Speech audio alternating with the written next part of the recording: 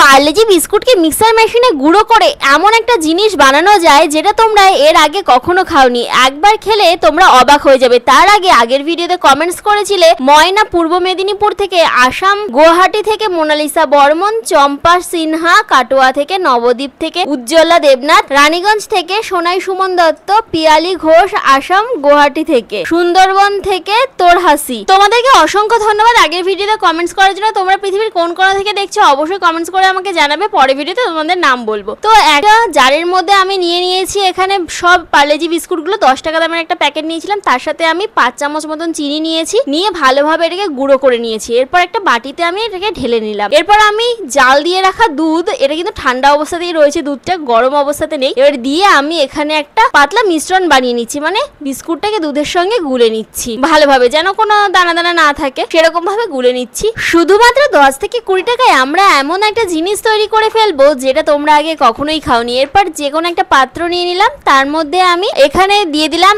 1 glass মতন দুধ। দুধটা যখন গরম হয়ে ফুটে আসবে তখন আমরা এটাকে একদম লো আঁচে করে দেবো, আর লো আঁচে করে দিয়ে আমাদের যে বিস্কুট আর দুধের মিশ্রণটা আমরা গুলে রেখেছিলাম সেই মিশ্রণটাকে এখানে দিয়ে দেব। আর দেওয়ার পরেই আমরা দেখতে পাবো যে এটা কিন্তু নিচে লেগে আসছে এবং জমে যাচ্ছে আর একদম গাঢ় হয়ে আসছে।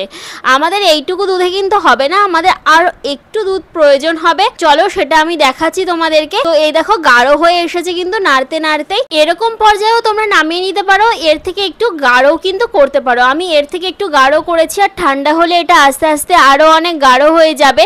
আর এই জিনিসটা একবার খেলে না তোমরা সারা জীবন মনে রাখবে। আমাদের বাড়িতে যারা যারা খেয়েছে সবাই তো এর প্রশংসায় একদম পঞ্চমুখ হয়ে গেছে। তো এই দেখো এই ধরনের গাঢ় গাঢ় হয়ে গেছে, আর এটাকে আমি নামিয়ে নিয়েছি। নামিয়ে এইবারে এই জারের মধ্যে আমি সবটুকু এখানে ঢেলে নেব। আর সাথে কিন্তু আরো একটু লিকুইড দুধ তোমরা রেখে দেবে, এটা প্রয়োজন পড়বে এখনই এটা ব্লেন্ড করার সময়, কারণ ওটা দেখবে অনেক গাঢ় হয়ে গেছে, তখন এটাকে একটু পাতলা করার জন্য প্রয়োজন পড়বে। এই যে আমি গাঢ়টা করেছি তোমরা এর থেকে একটু পাতলাও করতে পারো। যাই হোক, এইবারে এখানে আমি একটা কুলফির মোল্ড নিয়ে নিয়েছি, তার মধ্যে কিছু কাজু বাদাম দিয়ে এর মধ্যে আমি এগুলোকে ঢেলে দিলাম। দেখো এবারে সুন্দরভাবে যেন ভেতরে কোনো বাবল না থাকে তার জন্য মোল্ডগুলোকে একটু ড্যাব ড্যাব করে নিচ্ছি, আর তারপরে এগুলোকে মুখ আটকে রেখে দেবো। এইভাবেই আমি যতটা আমার এখানে ব্যাটার তৈরি হয়েছে সবটাই আমি এভাবে অল্প অল্প সব জায়গায় জায়গায় ডিস্ট্রিবিউট করে নেব।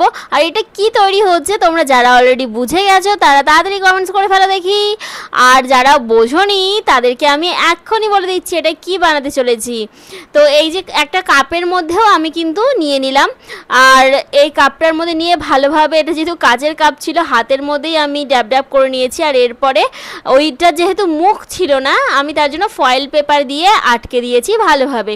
আর তারপরে কি ডিপ ফ্রিজে রেখে দিতে হবে আমাদের গোটা রাতের জন্য।